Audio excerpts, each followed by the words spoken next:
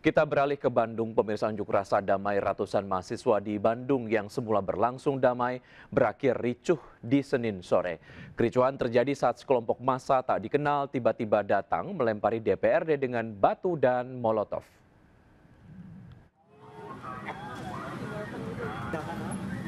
Massa tak dikenal masuk ke kerumunan aksi dan melempari gedung DPRD Provinsi Jawa Barat dengan batu, petasan, dan molotov.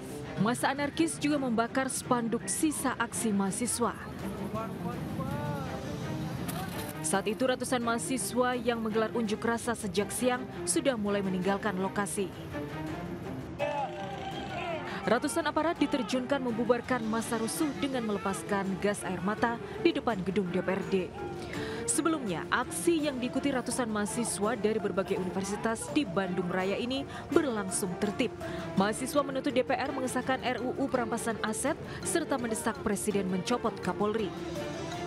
Selain ricuh di depan gedung DPRD Jabar, kerusuhan massa juga terjadi di bawah jembatan flyover Pasupati Kota Bandung Jumat pekan lalu.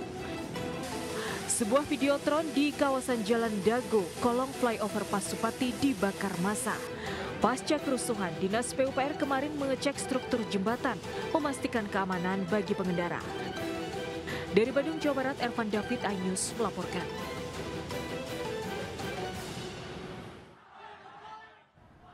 Sementara itu kericuhan juga pecah di kampus Universitas Islam Bandung, Unisba, dan Universitas Pasundan.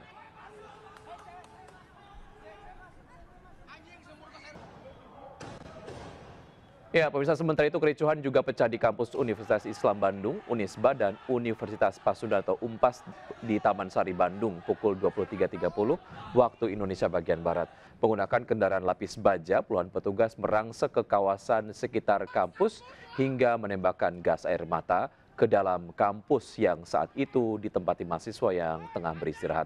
Sontak aksi petugas ini membuat mahasiswa panik dan berteriak agar tindakan represif dihentikan. Menurut Kabid Humas Polda Jabar, Kombes Pol Hendra Rohmawan, tidak ada penyerangan terhadap mahasiswa, namun petugas sebelumnya sempat mendapatkan serangan bom molotov dari mahasiswa saat menggelar patroli gabungan TNI Polri pengamanan unjuk rasa.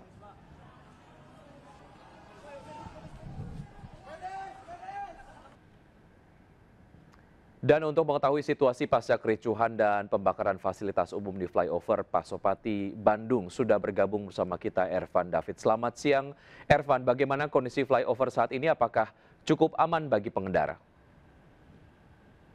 Ya, selamat siang Wiki dan juga pemirsa. Pasca terjadinya insiden pembakaran pada Jumat hingga Sabtu dini hari pekan lalu, sejumlah fasilitas umum di kawasan Jalan Dago rusak serta dibakar oleh massa aksi tidak dikenal, dan salah satunya di kawasan Jalan Simpang Dago ini sendiri, yang dari pantauan kami di lapangan ada 4 megatron, 1 pos polisi, dan fasilitas lalu lintas yang ada di kawasan Jalan Dago ini sendiri rusak parah, dan bahkan dampak dari pembakaran flyover di Dago ini mengalami imbas dari pembakaran kelompok massa tak dikenal. Dan kami perlihatkan untuk situasi saat ini megatron yang dibakar oleh massa aksi. Saat ini petugas dari PU melalui Balai Besar Pelaksanaan Jalan DKI Jakarta Jawa Barat memeriksa kondisi flyover Prof. Atmaja atau flyover Pasopati, dan terlihat juga di sini masih ada sisa pembakaran megatron yang dibakar oleh massa aksi serta menimbulkan kerusakan dari flyover Pasopati. Dan rencananya untuk identifikasi ini akan terus berlangsung hingga sore hari nanti untuk menjamin keamanan para pengguna kendaraan yang melintas yang ada di kota Bandung. Dan saat ini jalan raya Pasopati ini sendiri masih diperbolehkan dilintasi oleh pengendara roda 2 maupun roda 4. Dan selain itu juga Wiki dan juga pemirsa, untuk situasi lalu lintas di Simpang Dago ini sendiri mengalami rekayasa lalu lintas dari petugas Dinas Perhubungan dan juga petugas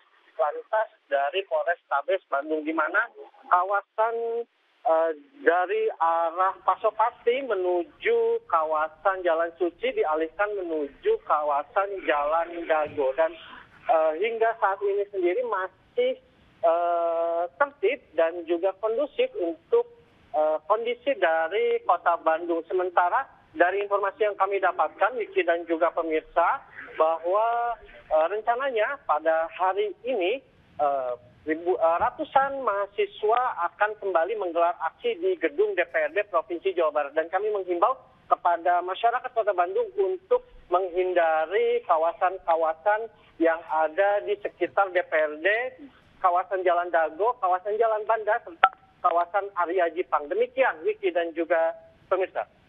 Baik, terima kasih atas informasi yang Anda sudah sampaikan. Selamat bertugas kembali. Ya, Pemprov Jakarta bersama petugas dan warga membersihkan fasilitas umum yang rusak akibat unjuk rasa. Kegiatan ini merupakan upaya membangun kembali situasi aman di Jakarta.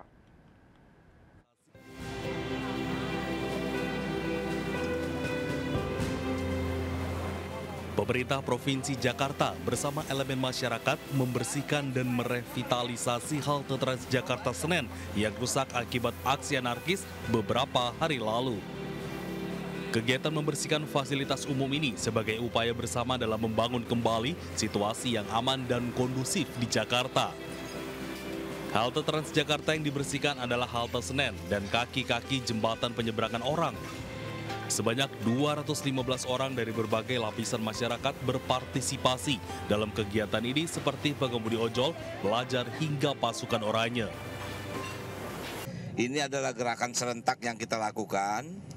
Setelah ini kami Porkovinda akan rapat dan setelah itu seluruh wali kota bergerak sama, yaitu kita melakukan bersih-bersih Jakarta. Di sisi lain, Pemprov Jakarta juga mendukung semua aspirasi masyarakat.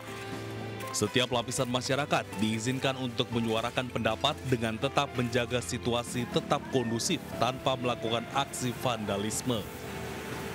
Dari Jakarta, tim liputan iNews melaporkan. Pemirsa, bocah yang menjarah jam mewah milik Sahroni seharga miliaran rupiah akhirnya mengembalikannya melalui Ketua RW di Kebon Bawang, Tanjung Priok, Jakarta Utara. Pengembalian dilakukan usai wajah sang bocah viral dan menyadari aksinya salah.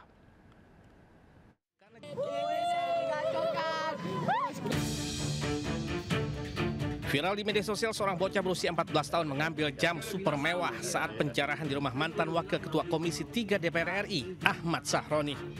Warganet pun heboh karena jam tersebut ternyata harganya selangit mencapai 11 miliar rupiah. Karena merasa bukan haknya, pihak orang tua langsung melapor kepada Ketua RW. Kak, ini jam bukan hak kita. Bapaknya juga udah ngomong, kita pulangin ya. Abi udah ketemu Pak RT, Pak RW, udah ketemu perangkat juga ya.